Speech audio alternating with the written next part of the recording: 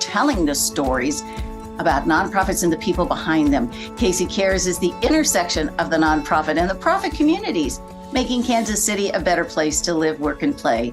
This KC Cares segment is brought to you by the Ewing Marion Kaufman Foundation, www.kaufman.org. Almost 11% of the Kansas City metro area is Hispanic. In Kansas City, Kansas, 31% of the population is Hispanic. While these numbers are significant, making sure there are dedicated resources to help this population can be challenging. Well, for the last 29 years, the team of the Westside Community Action Network has worked hard to meet these various needs. So what is the network and what does it provide? What are the issues in the community that Westside Can, which they're known by, is addressing? Here to enlighten us about all the work of the center is Director Jorge Coramac. Jorge, welcome. Good morning, Ruth. Thank you so much for the opportunity to be today at your program, and we are so excited to be part of the KC Cares program today. I'm happy to answer any of the questions or share what we do here today. Great. Well, I have to let our audience know I first learned about your organization at a Welcoming KC event, which is an initiative of the Greater Kansas City Chamber, trying to make Kansas City an inclusive and welcoming community. And, you know, it's so fun to discover new nonprofits that have been there for a while, my bad, but I'm so interested to know what you're doing. So how long have you actually been with the organization? Are you the creator? I have a feeling you probably are. Unfortunately, no, I was not the creator of the Westside Ken Center, but I become a volunteer 11 years before I become a director, almost 10 years ago. So I was a volunteer, so I've been around with the organization about 20 years, 11 as a volunteer and almost 10 years as the director. So the Westside Ken Center is a community-based organization focusing to embrace the beautiful of the Hispanic community here in the West Side area. For the last 29 years, we are connecting and embracing the community to be part of the solution, not the end of the solution. And in that regards, we are so fortunate to have a tremendous partnership with different organizations through all these years.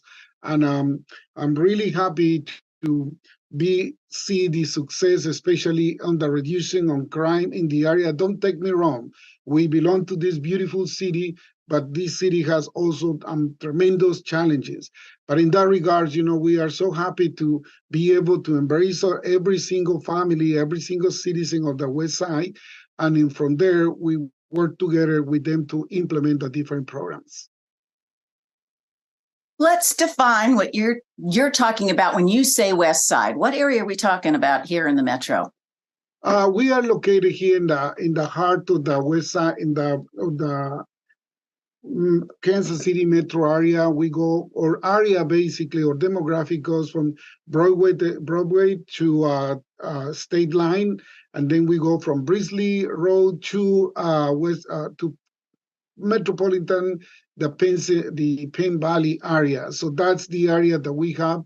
About right now, we are counting about 4,500 families in the area.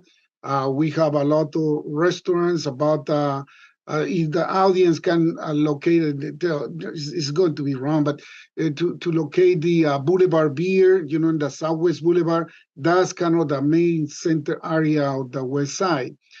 People is learning a lot today about the first wheels that is going to be in the West Point area. We are part of that area too. Normally, I will say, we are very close to the Tony Aguirre Community Center, one of the champions of this community, a tremendous leader, a tremendous mentor for many kids and families on this neighborhood. And also we are a couple blocks from the Primitivo Garcia School that also is named because the name of an amazing leader and amazing leaders that help us to continue moving forward here in the West Side. What are your main focal points? And by that, kind of what are you trying to get at and change in that big, it's a fairly good sized neighborhood, we'll call it. Yes. Basically, the Westside Kansas Center is a community outreach program. We also implement a community policing program. As I mentioned, we have a tremendous partnership with several organizations. One of them is the Kansas City Police Department. Back in the 60s, back in the 70s, we were so many challenges in regards to crime, in regards the different gangs in the area. So all of that was part of this inspiration of create this community network center. That the intention was to put together people, put together organization, put together profit and non-profit and government organizations to come together, sit and find ways to embrace the community and find solution to all of these challenges. Obviously, because for years and years, back in 1854, we identified the first Mexican person coming to the Kansas City metro area. Back in those days, the West Side became a center for the Hispanic community. You know, somebody has a cousin or a nephew, and they start coming to start finding some jobs and some opportunities in Kansas City. So the West Side start building in that way, start coming little by little. Back in 1910, 1950, we see a huge incoming of new people from Mexico for the different challenges. And then back in 50s, 60s, because natural disaster, political and economical situation in Central America, we start seeing a lot of people coming from Honduras, from Nicaragua, from El Salvador, from Guatemala, and keep going from there. So once again, the intention of this community organization is to embrace the community, see the opportunities, see the challenges. Our work focus on a broken window theory. The main aims, when there is a house abandoned, when there is a car abandoned, if something breaking in there, start creating bad and deterioration of the neighbor. So we try to do is to be proactive, be ahead of the game. So when we see something that doesn't look right, we start interacting with that. It's not me walking in every single street and every single homes. Is the community that give us a call and say, hey, Westside Kansas Center, here is a situation, here is a suspicious activity. From there, we take over and we continue moving forward. Or in our community meetings, the family say, hey, I'm seeing this area, there is a lot of trash, or the city is not coming to pick it up, the leaves and brush. All of these help us, to be proactive, to be in continual communication with the neighbors, with the city leaders, with the nonprofit organizations to find solutions to all of these challenges the community is facing on it. So working together with the families, with the police department, with the health department, we are able to bring resources to the community. And that's what the Westside Kansas Center network comes. We are a networking. We know at least 125, 130 organizations that we work within year round. We work with people, let's say, from the Mexican consul, the Guatemala consul, the Honduras consul, because these citizens, the families that are here from these countries, need to have the basic resources, including their identifications, or, just to be able to connect with their own home countries. So in that regards, serving the first, second, and third generation of the Hispanic community, not the West Side, but keep embracing a little bit more in the whole metro area. So that we're working together with that. I was going to say, you said you had boundaries. How much do you kind of jump the line, so to speak, or, trickle out? Because as you mentioned, there's some families who've been here now third generation, and people move, Yes, you're completely right. We have a Facebook and or we have an e-news that goes out every Sunday, 6 in the morning, that the intention was to focus in the West Side, keep the neighbor, work with the neighbor, embrace the neighbor. But as you say, people start moving. People move to Independence, to Lee Summit, to Overland Park, to Marion, but they keep the connection. So the other day I received a call from a grandson that lives now in California and say, Jorge, you just put in your Facebook a suspicious activity in that block. That's my grandma at home. And I call her and she's not answered the phone. Mm-hmm. So we were there and checking, just to see what's going on. Guess what? Mom was watching the telenovela. You do not interrupt mom, grandma, when she's watching the telenovela. So she was mad, but she was happy, Here's the thing, the little website and the little Facebook or the e-news that we have is focused for the West Siders and those ones that cares about the West Side. Now, when you mention about the boundaries, yes, we want to stick in your area because we know the needs is everywhere. But by us keeping, concentrated in this area, we really focus and target the needs of this community. But at the same time, we encourage the community, okay, if you want to have these activities, talk with your neighbors, talk with your association, organize yourselves. Here is the recipe. The recipe doesn't work in everywhere, but at least here is a startup. Here is how this community organization can embrace the rest of the families, the rest of the neighbors, the association, the business, the city councils, the legislators. So we give them the recipe. Here is how that goes. For example, we are preparing for our Christmas toys for tots for the West Side neighbors. I have people coming trying to register from Independence, people coming from Lee Summit, and say there is no one there doing this for the kids, for the community. But we say, okay, here is how you can do. Here is a church that I know, or here is an association that I know they are preparing to do something. So I refer them back to them, to their community. Don't take me wrong. We respond to their needs. We tell them, reach out to them, and there is not come back to me. We can find the resources. A toy is a toy. A toy is more than, a children want to play.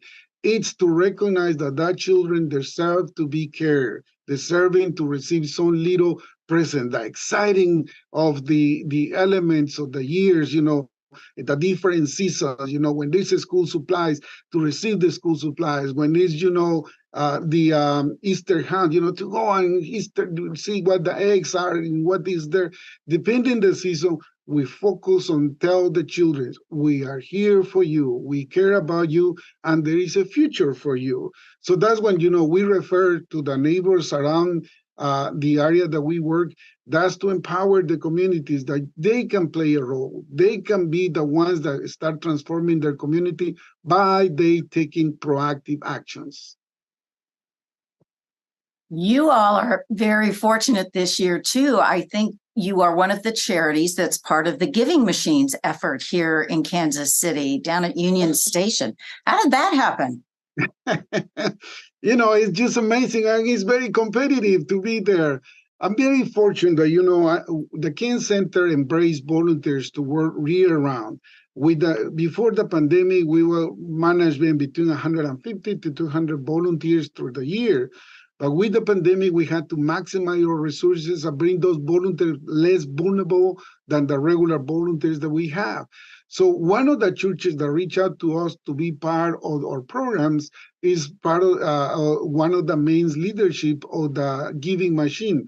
So don't take me wrong. I don't have no help to go in there. They told me, if this Giving Machine is once a year and we try to embrace organizations, you should apply.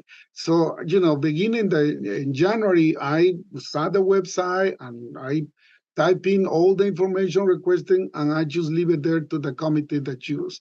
This year, I was so fortunate to be one of them. There is 7 organizations, including 2 international organizations and 5 local organizations. And it's so beautiful. I do believe that the generosity of Kansas City is just incredible. And for us to be part of that, to put the name in, to put our programs on the Giving Machine, give us the opportunity to continue educating our community, to keep embracing our community, to provide those basic needs that is requested in the community too. So that's how we ended there, by typing, not necessarily, competing, but at the same time, just tell the story, telling what we are doing and how we accomplish the work that we do. And every single support, every single dollar, every single in-kind donation makes a difference in the lives of people here and in other countries too. We're talking with Jorge Cormac with the Westside Community Action Network. You are an ultimate networker. Can you share a little bit about the importance of that and how you've gone about building that network to further your mission? Well, again, in the Westside Care Center, we are not the experts, but we know the experts. So every time I go to a health fair, every time I go to a community fair or an art fair, I try to connect with the experts. The artists bring so much passion and so much opportunities to people to express. Art can bring, more healing than medicine. Sometimes, yes, you go to the doctor because you need the medicine, but sometimes you just need to find a way how you can express. So our goal here in the West Side, Kent, is to establish those partnerships with those experts that at low cost, or most of the time at no cost, can help the people that have some challenges to move forward. Here's the thing. People is looking for ways to move forward. It's not to create a dependency. So how we can equip the people to move forward. That's, for example, one of our main activities for the back to school in July. When the time comes on that season, we embrace, to secure the backpacks for all the 385 kids that we have in the neighborhood.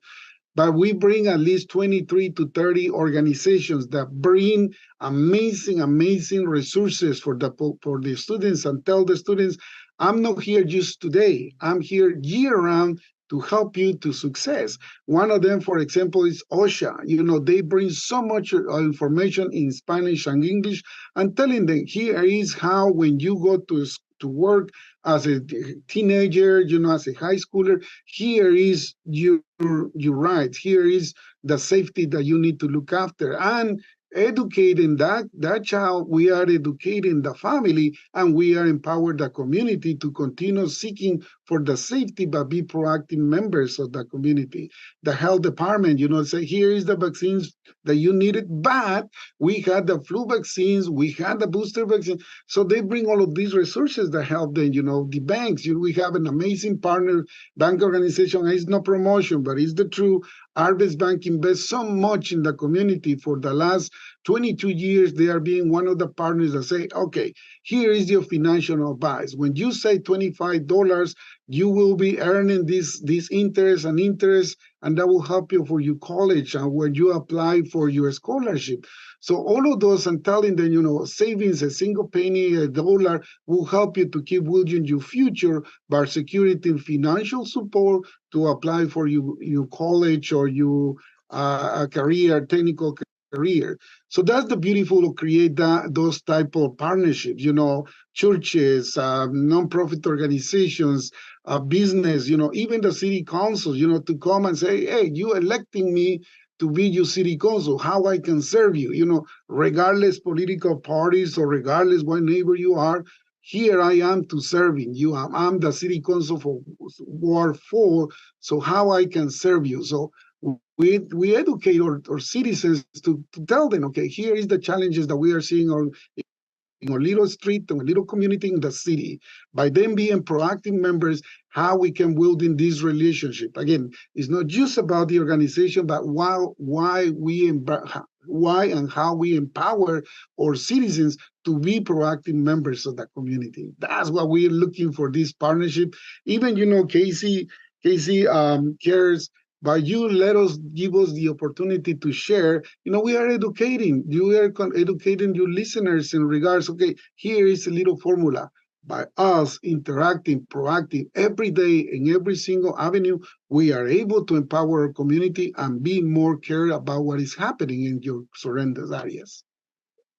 I love that it's education and empowerment rather than what so many times I think some of us think is victimization. Oh, help me. You're really trying to move the community forward, report on those things that happen, of course. All right. So how big is your army, Jorge? Is it you? Do you have other staff? I mean, how do you do this? This is a lot of stuff. It's a heavy lift. We have a strong partnership with the Kansas City Police Department. So for the last 24 years, we had 2 police officers that do believe in early intervention. Those 2 police officers are paid by the police department, and they do a tremendous job in connect with the people, talk with the people, work with the people. Also, we have a city code inspector from the city that is part of the neighbors department. They are covering the salary of the person that also believes, and it's not about the tickets or how your house looks bad. The city has so many resources available, and the people don't take advantage of those services. So our city code inspector help us to educate the neighbors and telling them, here is the resources that you have before you go to that path. Here is the ways to prevent that. So that's there. And then, in the Westside Care Center, I'm the only paid staff. I'm the director of the organization. Before me was our dear friend Linda Cayon, a tremendous mentor, a tremendous champion for the community. She was the only paid staff, and she was devoting 7 days, 24 days for this neighbor, for this community. So taking off her tremendous legacy is not being easy, but I do have an amazing volunteers, board of directors that when they offer me the options to take care of the carry on the mission of the organization, I ask them to be very proactive members of this organization, and they are. They live, they work, and they grow here in the West Side, so they understand very, very well what is happening on it. I'm from there, as I was mentioning you with the pandemic. We grew up to 1,100 volunteers year round. With all the activities that we do, we cannot do it without the help and the support of the amazing volunteers, from a painter, from a carpenter, from an electrician, from a nurse, from a doctor, from a dentist, from ophthalmologist, from the seniors that are being retired, high school students, college students. We embrace the community to be part of the community. And, don't take me wrong. Yes, I need a little extra hand to help me out to management the organization, but it's just beautiful. Volunteers are volunteers. Everyone has their own life, their own jobs, their ups and downs. So I do realize in volunteers, but we know, who are the ones that we can call at last moment, or we can call the ones that needs the three months, in advance, so they can plan their activities. So we know all of them, and that's how we embrace the work that we do here in the West Side. We embrace our local residents to also be volunteers of the community. We have several activities, several opportunities for them through the year to help us out. Let's say just as simple as adopt the street. I had a neighbor, so that street, adopting the street. And the city has some resources such as the blue bags program that I give them the blue bags. They pick it up, all the debris in the street, they put it in the corner, and then we call the city to pick it up, those blue bags. Or adopt the park. We are so grateful that we have 5 parks here in the West Side area. So we are keeping taking care of our environment. We know the city is growing a lot. Up and why? It's up because many apartments, and why? Because they are bringing new construction on it. But at the same time, we need to protect our little environment. So here in the West Side, we have the Ken Center has a community orchard right here in 21st Street and Bellevue. We have 176 fruit trees. This year we were able. Thank you to volunteers. This year we were able to pick it up 2,827 pounds of fruit, pears, peaches, plums, apples. It's just beautiful to see that production, and with that, it's just so beautiful to see our bee on our beehives. We release every April at least 3,000 to 4,000 bees to help us to do the pollination here in the area. And it's just amazing to see how these fruit trees are able to produce all of that. Thank you to the hard work of the bees, or the butterflies, but also for the caring intervention of the volunteers, year round. To have an orchard is just, a big task to take over. But it's so beautiful when you have all of these volunteers taking care of their community, being able to embrace in their community, having extra eyes in the street to see any suspicious activity. All of that helps us to continue keeping this beautiful neighbor, growing and moving forward. I love that, but just let us know when you're releasing the bees. I don't want to be there when the bees come out. Let them go pollinate. Yeah, be careful. Be careful. So you talk about so much involvement within the neighborhood. Is there opportunity for folks who don't live in the neighborhood, but really support what you are doing and what you are building? Again, with that idea of being inclusive. So can we volunteer, and how do we connect? Yes, that is correct. In the website of the Ken Center, we had volunteer opportunities year round. Right now, depending the season, we had different activities. As I mentioned you, the Bees on April, we normally do it on April 22nd, that we celebrate Earth Day. So that day we release the bees, but also we plant some fruit trees. So we're looking for volunteers, local or outside the city. We embrace college, universities, churches, corporations that they want to do a team building. We invite them, come over, let's be part of this that is beyond us, and be proactive and invest in our community. So yes, obviously, don't take me wrong. All nonprofit organizations are looking for charitable donations. Cash donations are always needed. But always, we say, here is our needs. In our website, we have our wish list. We need some tools, we need some shovels, we need some pruning, we need some paint to paint the graffiti. So there is opportunities to give us in-kind donation too. Or, depending the season, if it's winter, we need gloves, we need hats, we need jackets, especially for those new first generation residents that are coming to Kansas City. They come from tropical countries that they don't know what is winter time. And they sometimes come to my office, with a little sweater. I said, come on, people, it's cold here. So I had to have something on hand to give it to them. Or, for the back to school event, we need books, we need pencil, we need crayons. So there is always the in-kind donation option there for the ones that say, I don't have a lot of cash, but here is a book, here is a marker that we can donate on it. And then the hands-on. I need hands-ons on deck all the time, for doing small repairs, or the seniors that don't have no one living close to them. So we need to go and cut their grass or paint a little bit the front of their houses, or, just fixing a little bit the fence of their house. Little things that really touch the life of people beyond, the expectations of that we have on it. So in that regards, we welcome volunteers from the neighbor. We welcome neighbors around the neighbor.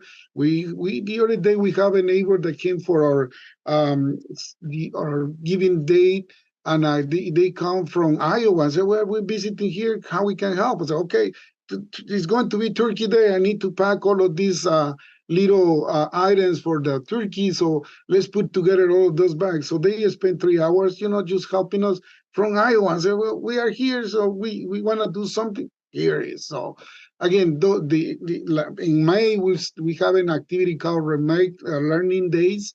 And we have a family also coming from Arkansas, and they say, hey, I hear about these Remote Learning Days, how I can help. So, well, today is pruning day for the Remote Learning Day. So do you want to help us to pruning? And they start helping us to pruning. Again, the opportunity to serve us there and Kansas City metro community is just incredible. So we welcome everyone. There is always something to do here in the West Side. I will find it. So we want to remind everybody, you can go to westsidecan.org and their Facebook page. Plenty to do. Keeping the culture and flavor of your neighborhood, keeping it clean and up to date, and contributing to our community, our tapestry here. We're so grateful that you are there and all the hard work you do. So thank you for sharing your story. No, thank you to you. It's not easy. Don't take me wrong. It is a lot of work, but when we do it together, it's better. We are better together, and that's part of our slogan. As longer as people bring the skills, again, it's not about just the cash money. Don't take me wrong. We need it, but but it's so beautiful to see when we do our diaper distribution, to have a pediatrician sitting here and talk with the mom and say, how is your baby doing? Is they crawling? Is they talking? Are they, moving around? It's just the expertise that help us to equip the community. So many families that we are serving, don't have access to medical care. So we are looking for those. Or even, our families that are coming with the asylum process, that they don't know what is the next step. So I ask the attorneys, help us to do a pro bono hour, sit here. We are going to bring a team of the families that we know, just to talk with them, giving updates about the process of what they need to express to go on it. Again, the monies, but the time, the expertise, the bring a dentist, in audiology, that help us. There is so many seniors, they are not able to hear. So how we can help them? We told them, we don't see you no more in the meetings. I said, well, I don't go because I can't hear. So, okay, I need to find an audiologist that help us, and provide free audio care to these families. Again, I'm not asking for a $2,000 check. I'm asking for the expertise and the resources that people has available that can transform the life of people. So seniors deserve to live the last years of their life in great conditions. And there is technology and there is resources and there is experts that they can do that. So by embracing them in a friendly way and, forcing way, but they can do it. They can do a huge change on the life of people. And today we know we are. Sorry, we thank today, you. We thank you for everything you're doing. Thank you to you. Thank you to the Casey Care webcast that give us the opportunity to share today. There is much to do, but if we do it together, if we do it consistent, we can transform the life of the community, the life of the families, and the life of even children here in the Kansas City metro area. Well, thank you for joining us for Casey Cares, Kansas City's nonprofit voice, produced by Charitable Communications. This segment was brought to you by the Ewing Marion Kaufman Foundation, www.kaufman.org. Don't forget, we spread the love, and you can find us on Facebook and Twitter at Casey Cares Radio and Instagram at Casey Cares Online. And you can catch us Saturday mornings on ESPN, 1510 AM and 94.5 FM at 8 o'clock. Thank you for joining us for Casey Cares.